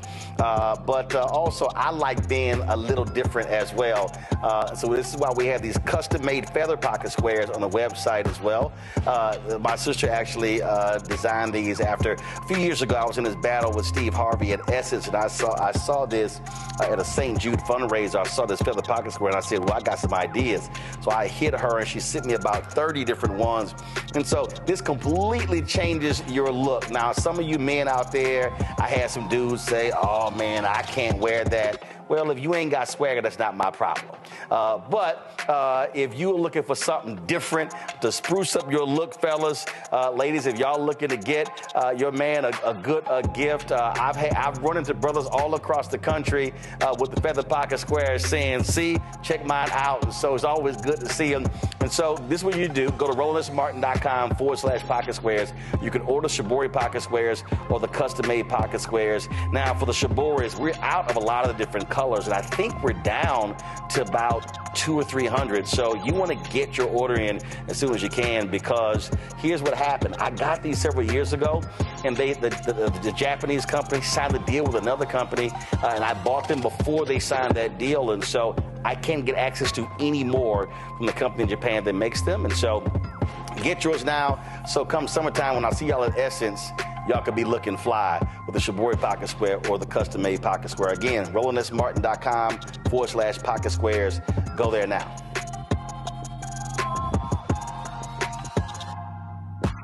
It's John Murray, the executive producer of the new Sherry Shepherd Talk Show. This is your boy, Earthquake. And you're tuned in to Roland Martin, Unfiltered.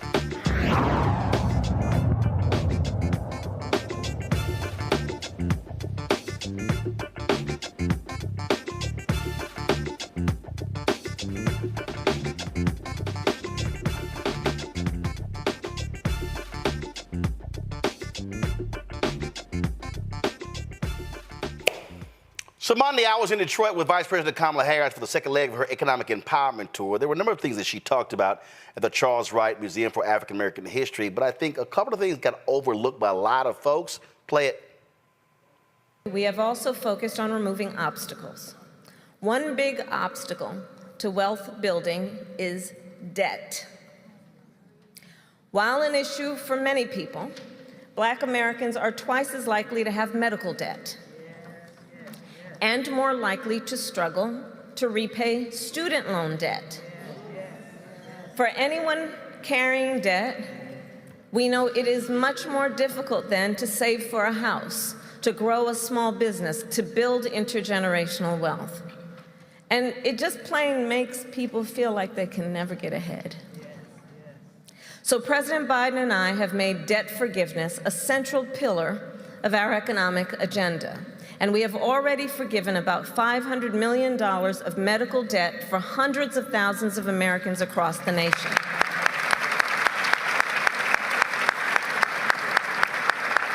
And in Wayne County, Michigan, we will forgive an additional $700 million of medical debt for as many as 300,000 people.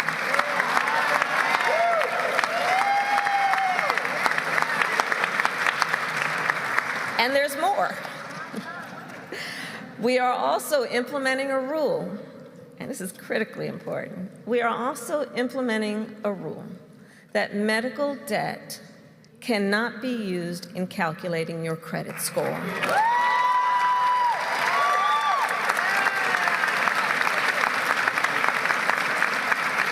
Which means medical debt cannot be the reason someone is denied a car loan, a home loan, or a small business loan.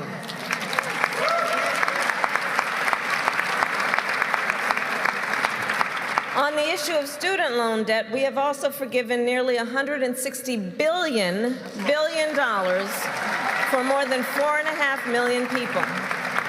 On average, more than $30,000 per person and $70,000 for our public servants like nurses, firefighters, and teachers. And God knows we don't pay them enough as it is, so it's only right.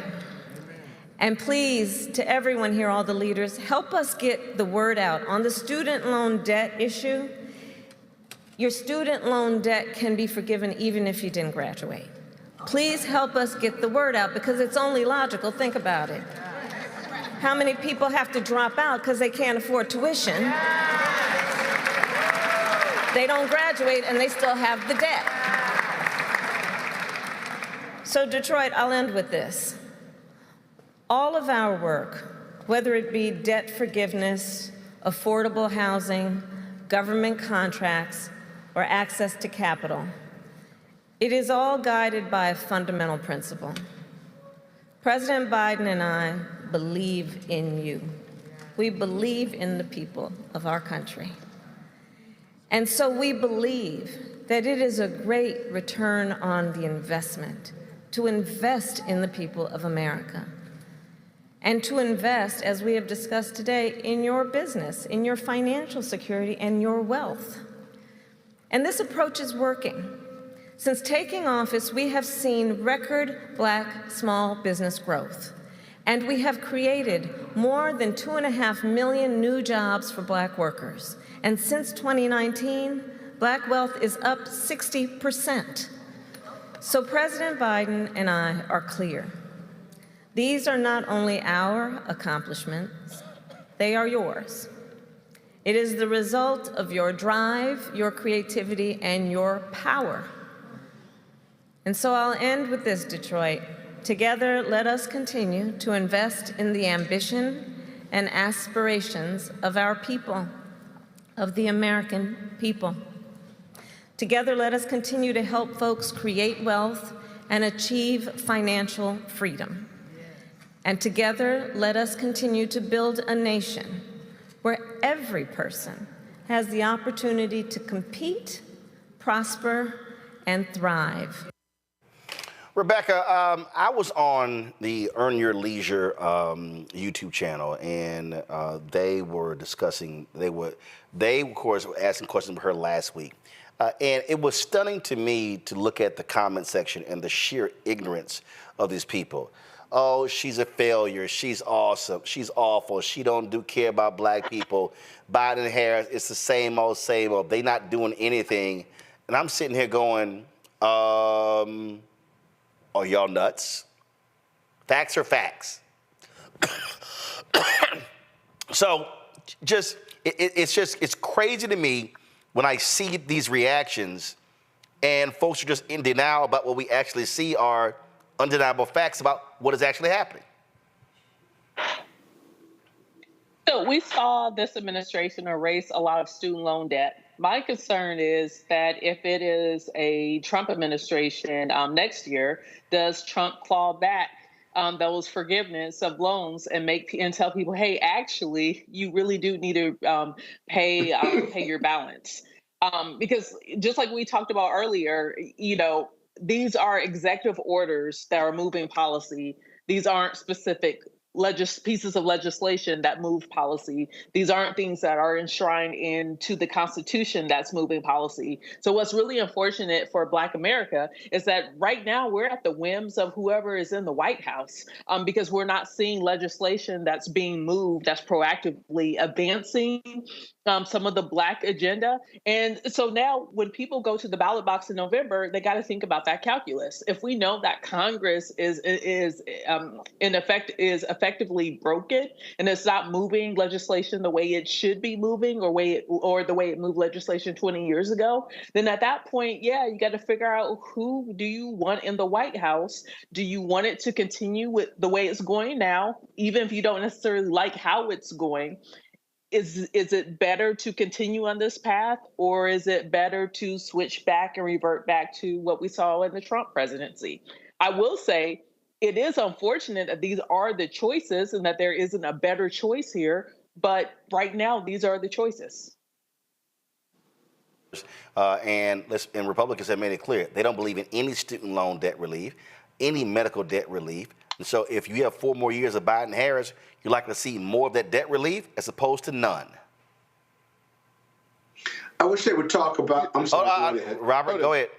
You're absolutely right, Roland. I think that what Democrats have not figured out yet is how much of a game changer the stimmy was for many people in the Black community. They don't see a direct check, a direct payment sent to them with the name of the president written on it. They think that nothing is getting done. There's a lot of people who remember the PPP loans. They just remember everyone had Gucci belts and new rims and everything was wonderful for about 6 months. Then people started going to prison and people spend a lot less time thinking about those sorts of things. And in large part, the problem this administration has had is most of the things that they have done are things that that you have to go look for to see. You have to be someone who went to college and has student loan debt to understand the impact of student loan reform. You have to be one of these individuals that has directly benefited from the Biden program versus a check showing up in the mail and everybody enjoying it. And particularly in our community, when you have Sexy Red, when you got Waka Flocka Flame, when you got Teddy Riley, when you got Lil Uzi Vert, all talking about the things that Trump did for them and how the hood is behind him, quote unquote. Even you had to get into Stephen A. about that issue. Right. That it's a messaging issue that the White House has still not figured out how to counteract and how to push back, and also a legislative issue because many people, unless they see a stimmy show up, they're not going to believe the things are being done. Scott, real quick. Yeah, just the whole messaging issue. That's enough for anybody to vote for the administration. And, this is the first time I've even heard about it. I wish they would tie their messaging and the elimination of medical debt and student loan debt to how that impacts America's economy and makes the economy stronger. I wish that would be a dual message. All right. Let's talk about Arkansas. An Arkansas judge ruled high school teachers cannot be disciplined or prevented from teaching topics regarding critical race theory. The Republican-led Arkansas legislature passed the Literacy, Empowerment, Accountability, Readiness, Networking, and School Safety Act, long-ass title, known as LEARNS Act. The law will prohibit public schools from teaching diversity, equity, and inclusion and critical race theory. Joining us is David Hinosa, Director of the Educational Opportunities Product of the Lawyers Committee for Civil Rights under law. So, David, okay, so they passed this. What now? I'm sorry, what was that again? What now? They passed it. What now? Yeah, they passed the LEARNS Act, and teachers and students, brave teachers and students, stood up against the great state of Arkansas to slap that law back down and put the state back in its place. The state said, you can't teach CRT, you can't teach related ideologies in classrooms because that's a form of indoctrination.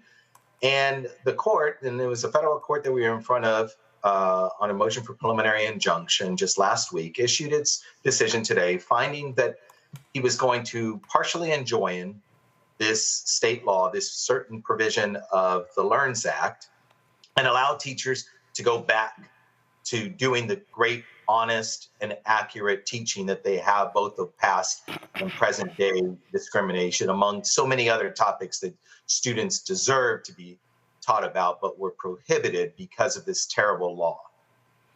So how much of the law gets invalidated? Or is it all of it or parts of it? So here's what's interesting about this law and the case. So just last fall, the state said, well, under this law, we have to stop indoctrination and CRT. And we see the AP African American Studies course, which is in its second year of being a pilot course, across the country. And they say, well, we're going to de-designate this as an AP course because we think that some of these topics like resistance and resilience and intersection and identity run afoul of this. And we need to further investigate this, right?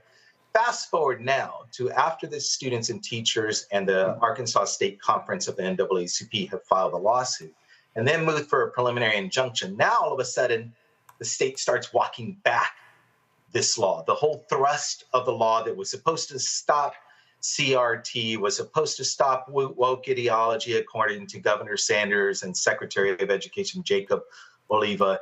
Now, all of a sudden, they're filing court papers saying, this does not stop CRT discussions in classrooms. If you're just discussing it as an idea, as a framework, that's fine. You just can't indoctrinate students. So we now have the state of Arkansas on the record and as part of the court's own order stating specifically that, yes, teachers can teach CRT and related ideologies so long as they're not indoctrinating them. And that goes for all different types of ideologies, not just, frameworks. So it has extremely narrowed the scope of this law. And again, provided, much needed comfort by teachers like Mr. Gilbert and Ms. Walls, who we represent in this case, who really want to dig deeper into many of these issues that, again, students deserve the right to know and learn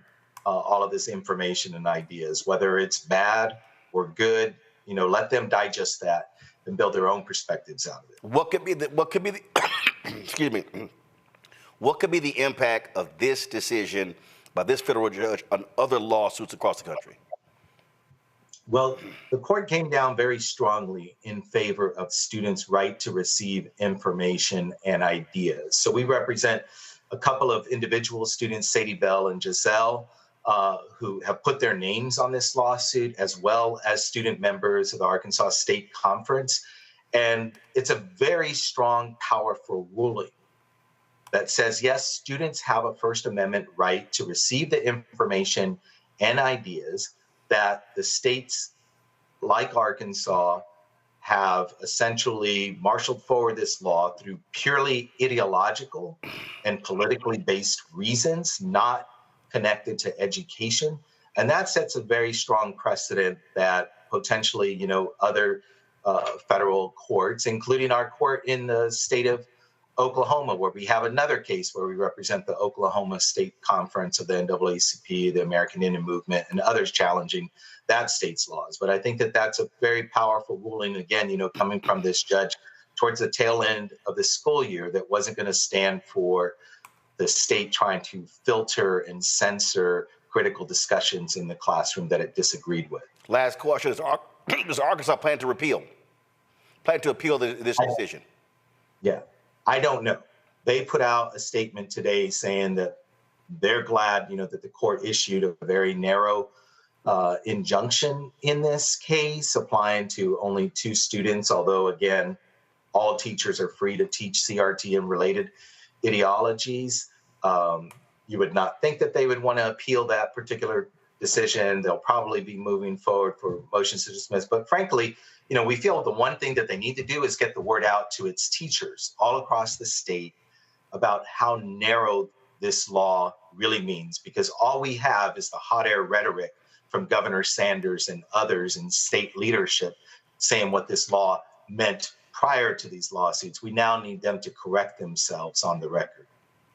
All right, then. David Hinosa, we appreciate it. Thanks a lot. Thanks so much. All right, that is it for us. Let me thank Scott. Let me thank Rebecca, Robert as well. Always a great conversation. And I'm quite sure after the show, Scott's going to go brush up on constitutional law when it comes to voting. No, that was a good discussion. I deeply appreciate it, especially coming from a non-lawyer like you. You convinced me of your one argument, but the broader argument I was right about overall. So God bless you, Roland. Okay, nice try. Nice try.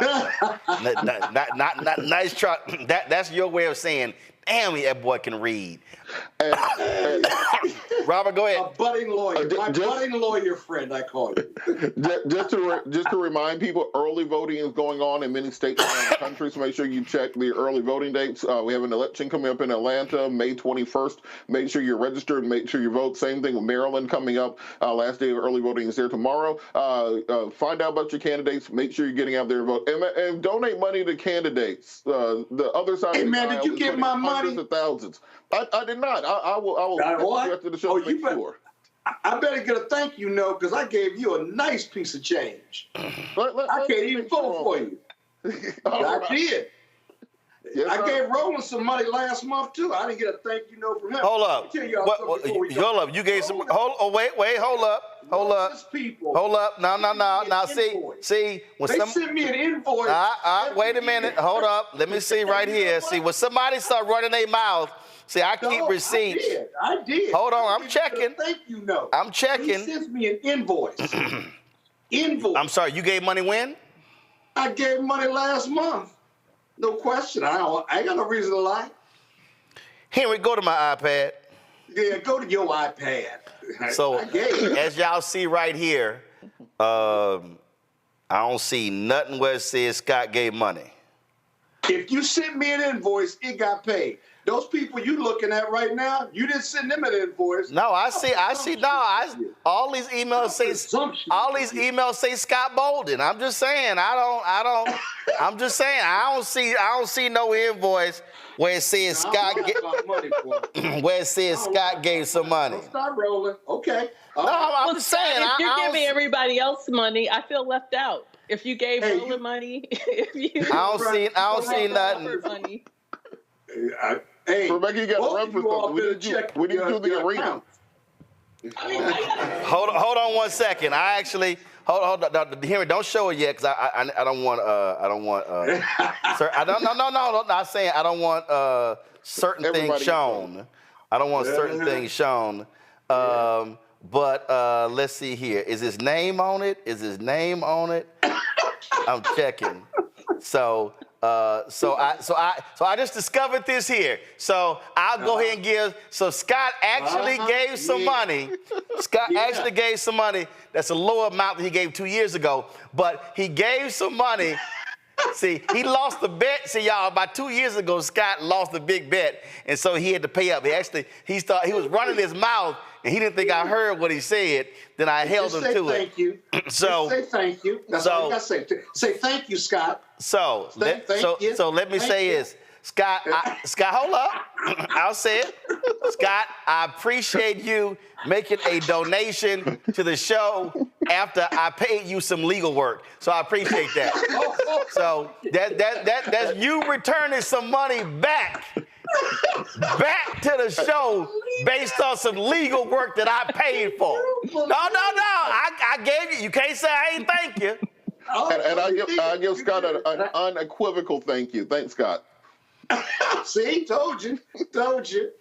Robert, you checked? Robert, you checked? You got to make sure. See, it said Allen. I was looking for Scott. It said Allen on it, so I had to make sure. Yeah. Oh, no. That's my government name. That's my government name. You know his name is Aloysius. All right, then. All right, y'all. We out. I appreciate it. Thanks a bunch. And for all of y'all who watching the show, don't forget, listen, our target goal is very simple.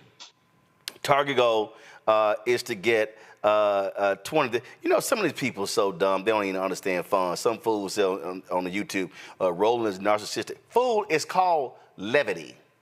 Learn to laugh. It ain't that damn hard. All right, y'all. So first of all, let me see here. Make sure we got 1,000 likes. All right, YouTube, y'all lacking. Why we got 868 likes? Okay, y'all got 2 minutes to get us to 1,000 likes. Y'all been running your mouths, making all these comments, but y'all ain't hitting the like button. Y'all need to hurry up before I get done. Okay, our goal is very simple, to get 20,000 of our fans on contributing on average $50 a year. That's $4.19 a month, 13 cents a day. That's supporting this show. That's supporting shows from our other weekly hosts. We've got a couple of other shows that we want to launch in the pipeline. We're fighting the battle. I've been meeting with Group M, Publicis, Horizon, trying to get OMD on the calendar. We've got we're locking out meetings with Coca-Cola, Procter & Gamble. Doing some work with General Motors. We got, of course, our partnership with McDonald's. And so we're trying to expand our roster of advertisers. We're working on it, but your support is absolutely critical. If you want to see the kind of critical work that's important, hey, support us. Send your check and money order to P.O. Box 57196, Washington, D.C., 20037-0196. Cash App is $RM Unfiltered. PayPal Martin Unfiltered. Venmo is RM Unfiltered. Zelle, Roland at RolandSMartin.com, Roland at RolandMartinUnfiltered.com. Also, you can download the Black Civic Network app, Apple phone, Android phone, Apple TV, Android TV, Roku, Amazon Fire TV, Xbox One, Samsung Smart TV. Shout out our donors. These are the folks who have given during the show to Cash App. Claudia Douglas Smith, we appreciate it. We also have Talisa Slayton, Leon Wilson, Marlon Blackman. We also have Pamela Stardust. Keep the slate up. Host to give. Faika Munira, Yolanda, Terrell Foster.